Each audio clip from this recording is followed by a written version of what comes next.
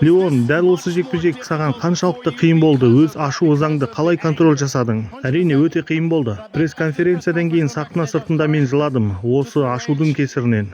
Әкемнің өлімін бұл жерде қолдану не керегі бар, бірақ ол бұны жасады. Ол менің әкемді тозақта күйіп жатыр деп айтты. Бұл туралы ойласам жүрегім қан жылайды. Білем, ол мықты жауынгер, Камару Усманмен өте керемет жекпе-жектер өткізген. Спортшы ретінде әрине керемет, бірақ ол адам емес, нағыз лас хайуанның өзі. Леон октагондағы сұхбатында пресс-конференцияда сенің әкесінің өлімі туралы айтқан сөздерің оған қатты тигенін жеткізді. Бұл айтқандарыңа өкінбейсің бе? Бұл жолы тым шектен шығып кеттім деп ойламайсың ба өзіңді?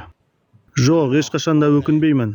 Қаншама бейбіт адамдардың өмірін жалмап, тағдырына балта шапқан қылмыскер үшін неге өкінуім керек? Шындықтың дәмі ешқашан да тәтті болмайды, сондықтан... Жоқ, бұл айтқандарыма ешқашан да өкінбеймін. Одан да оның артында қалдырып кеткен құрбандар туралы айтайық. Қаншама адамның өмірін, тағдырын тозаққа айналдырды, сондықтан...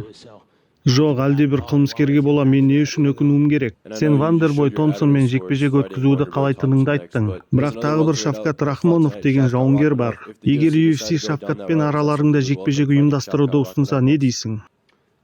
Менің ойымша бұл жекпе-жектің ешқандай мәнісі жоқ. Өйткені Вандербой әлдеқайда танымал.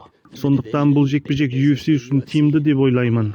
Бірақ мен UFC не айтады, соны жасап келе жатырмын. Pound for pound үздігімен төбелестім. Және бүгін ғана Pound for pound үздігінің 4-ші номерімен де төбелестім. Сондықтан бұл менің қолымнан не келетінін және қаншалықты мықты жауынгер екенімді білдіреді. UFC маған кімді қарсы қояды, сонымен төбелесемін, бірақ Вандербой мен туралы аузына келгенін оттап жүргенін білесіңдер. Сондықтан бұл конфликтті октагонда шешкім келеді.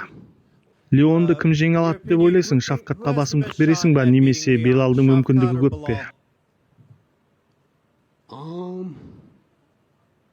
Шитратта мүмкіндік бар шығар, өйткені біз Леон мен ана оңбаған нәсілшілдің жекпе-жегінің немен аяқталғанын көрдік қой. Негізі ондай нәсілшілді титулды жекпе-жекте кім көргісі келеді деп ойлайсың? UFC ол жекпе-жекті коронавирус кезінде ұйымдастырған болатын, адамдардың барлығының қолы бос, бірақ ешкім көрген жоқ. Бұл қалай? Бұл мейн ивент pay-per-viewға ешқандай лайық емес. Сондықтан Шитратқа мүмкіндік беріп көріңдер, өзінің хайпын растай ала ма екен?